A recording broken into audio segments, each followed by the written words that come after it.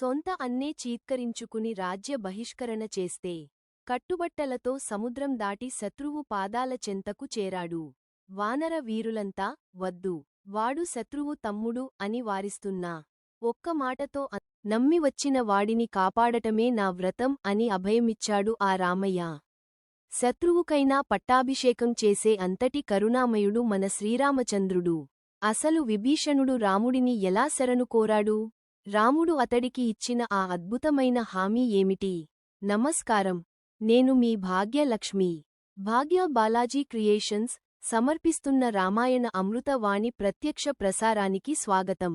ఈరోజు మనం శరణాగత రక్షణకు నిలువెత్తు సాక్ష్యమైన విభీషణ శరణాగతి గురించి, ఆ సన్నివేశంలోని అంతరార్థం గురించి తెలుసుకుందాం.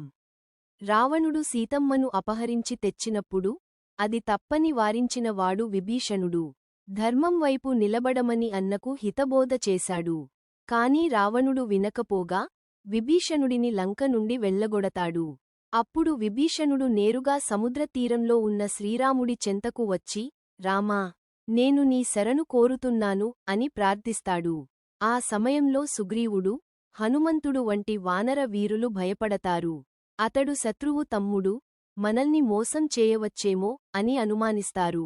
కాని శ్రీరామచంద్రుడు నవ్వుతూ ఒక అద్భుతమైన మాట చెబుతాడు. ఎవరైనా సరే ఒక్కసారి వచ్చి నేను నీ వాడిని అని శరణు కోరితే వారికి సర్వప్రాణుల నుండి అభయాన్ని ప్రసాదించడం నా వ్రతం. రాముడు విభీషణుడిని కేవలం ఆశ్రయం కోరిన వ్యక్తిగా చూడలేదు, తన భక్తుడిగా చూశాడు. మనం జీవితంలో ఎన్ని తప్పులు చేసినా ఒకానొక క్షణంలో మనసు మార్చుకుని ఆ దైవాన్ని శరణు కోరితే ఆయన మనల్ని తప్పక రక్షిస్తాడు. శరణాగతి అంటే భగవంతుడిపై పరిపూర్ణమైన నమ్మకం ఉంచడం. రండి, అందరం కలిసి ఆ రామనామాన్ని కీర్తిద్దాం.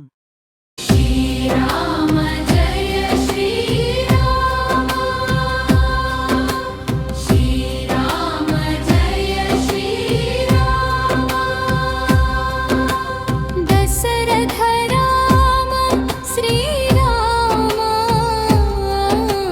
దశరథ రామ శ్రీరామ. అయోధ్య రామ శ్రీరామ,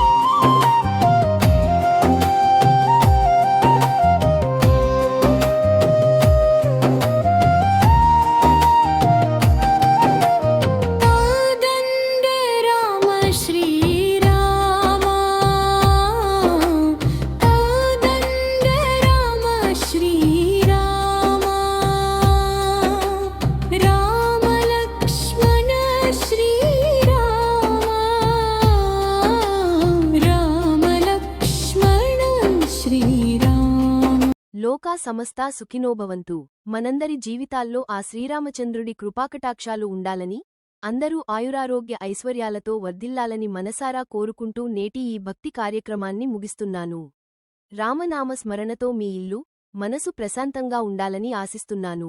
రామాయణ అమృతవాణి లైవ్ కార్యక్రమంలో సరికొత్త ఆధ్యాత్మిక విశేషాలతో కలుద్దాం. మీ భాగ్యలక్ష్మి. జై శ్రీరామ్.